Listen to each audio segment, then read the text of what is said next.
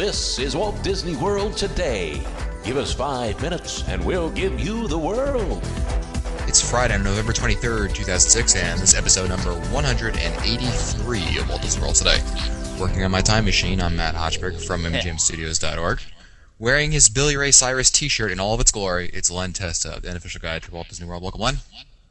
You know, I'm glad to see that he's now got a second thing to be famous for besides Achy Breaky Heart. So. You gotta love those t-shirts, Len.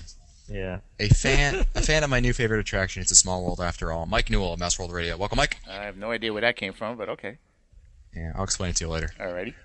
And writing a book about how he'd kill Len if he had done it, it's Mike Scopa of MousePlanet.com. Wow. If I'd done it, this is how I would have done it. Great. Mike O.J. Scopa. Oh, that's going to stick.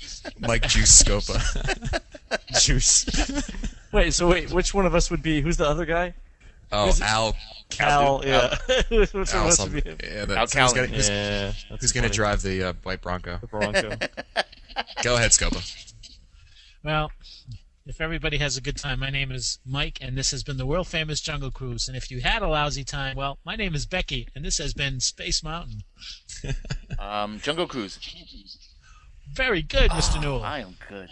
Today we're talking about everything that's wrong, if I can channel some of Len there. Wrong with the parties events, and we're talking about Mickey's Very Merry Christmas Party, Mickey's Not So Scary Halloween Party, and of course the upcoming Princess and Pirate Party. Mike Scopa, I think you're going to start us off here. Okay, let me do a little background on this. Over the last week or two, I've been spending a lot of time focusing on the parties. I know Len and I have worked on touring plans for Not So Scary and for the Very Merry.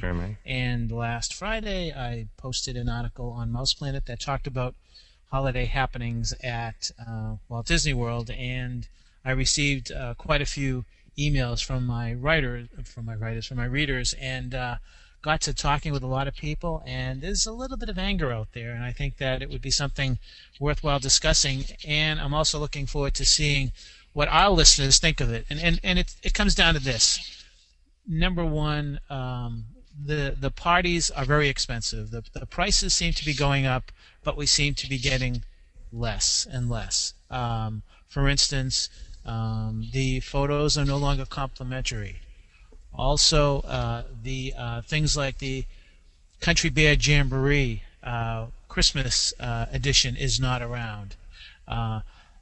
Also, we hear that in mid-October they began showing Hallowishes every night. Well, I thought that was reserved only for those partygoers, right, Len? Now, the same thing with the Christmas party, but here's the thing that was really evident in all the emails I've been getting is that there are guests who are going down who are spending $40, $45, $48 for these tickets, yet they're in the park and they see other guests who don't have those wristbands, yet they're there at the same time they are. So what's the deal here, Disney? You know, I don't. I'm beginning to really wonder if there's a need for everyone to complain about this to get services when they go down. It's an interesting point, because I think, Scopa, you and I talked about this last week, whether it's possible to just stay in the park and have Disney kick you out, like whether they're actually erring on the side of caution by not kicking out people who don't have tickets earlier. And this is part of their new philosophy of letting sort of the day guests and the people with the hard ticket admission mingle for some time between like 6 and say 7:30 p.m. Right. Right. That they might actually. Plus, when it gets dark, frankly, it's hard to see whether people have a wristband on. And if you're a Disney cast member, you're making minimum wage, you're not really going to check all that hard, are you? I mean, are you going to get in a fight with someone over whether they've got a wristband on for minimum wage? No one's going to do it. I totally agree. So what ends up is it doesn't get done, and you get people who haven't paid for the admission to stay in the park. In fact, I think Scopa and I were talking about trying this during one of the nights when we were at Mouse Fest if there's a chance that we can stay late. See how late we can stay without getting kicked out. You know what you can call this episode, Matt? You can call this episode the $50 cookie, because that's what it comes down to. You're paying $50 for a cookie. Ooh. Yeah, and you know what it is? Disney's continuously pushing the envelope to see how little they can give for how much they can charge. I like the way you said that. Thank you. It's true. This isn't just the parties. This is across the board. It's frustrating. I still think Disney is the best vacation destination out there. I mean, certainly. I mean, compared to Universal, I mean, we can't even compare them. Yeah, it's not even in the same ballpark. Yeah. But it's tough to bite the bullet. I'm with you. I agree. Now we've got the Pirates and Princess party coming up. Now, mind you, none of us have been to one yet. But we're all pirates or princesses at heart. I mean, all of us, right? Right. Exactly. So far, I haven't heard any compelling entertainment offering like Hallowishes, like at Halloween or during Christmas. I mean, this is sort of a made-up event, right? Yeah. They could just as easily do it in July as February and March when they're actually doing it, right? Oh, totally. Except that the numbers aren't as low in July and August as they are in March and February. Right, so they don't need the money as much. Actually, it's January, Len. It's like it's January, Yeah. February. Right.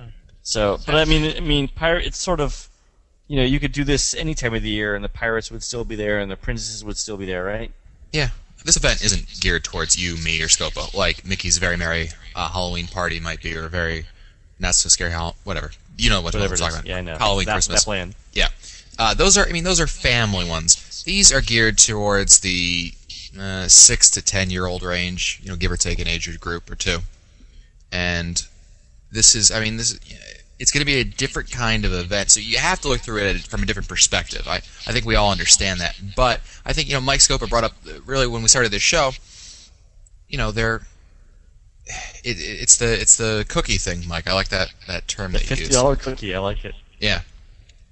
It's just, Glenn, I just wish Christina was on here to voice her opinion on the matter. I'm sure she would voice her full support for these types of events. She would voice the Christina siren. Yeah.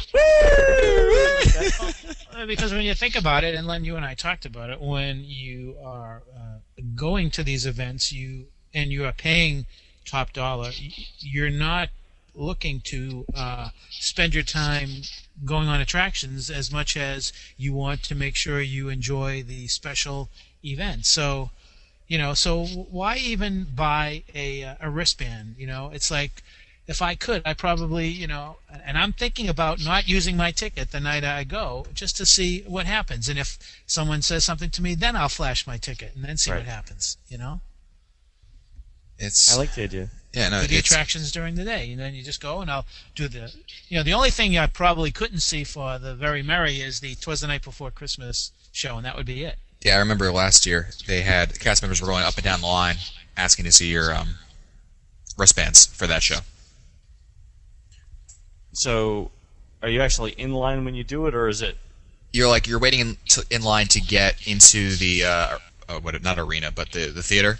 You go past that opening line. Yep, and the cast members are have your ID bracelets out, but I mean, you could just sit on. Once they passed you, can you sneak in the line? I'm just. I'm sure. saying, Yeah, I mean, I'm you not probably an could. advocate. Like you said, it goes back to what you're saying, Len. I mean, they're getting paid how much to do what? They don't care. Yeah. Their break is in 15. They're fine. The thing to do is, Len, is just show up early, get on the TTA, start the party up in the last car on the 4th train. You're all set over there. Exactly. What are some other, things that bother me are things more than anything. Mike's brought up a lot of points, but it's things that once were done and now are taken away. I can stand with not getting things ever, but it's very hard for me as a consumer to have gotten something I got for free at one point and not get any more. Case in point, the free photographs that they used to give away. And you're paying more. Yes, exactly. It's a pet peeve of mine. If you gave it away, obviously these events are popular. Obviously Disney's making money on it by they're having these events every year with more and more dates for more and more money, and Disney's posting more and more gains. in their their 401k or not 401ks. What am I talking about? Their I'm glad to see them doing well in their 401k. 401ks. Yeah, I'm sure it's very good actually. I'm sure But they'll be able to retire early.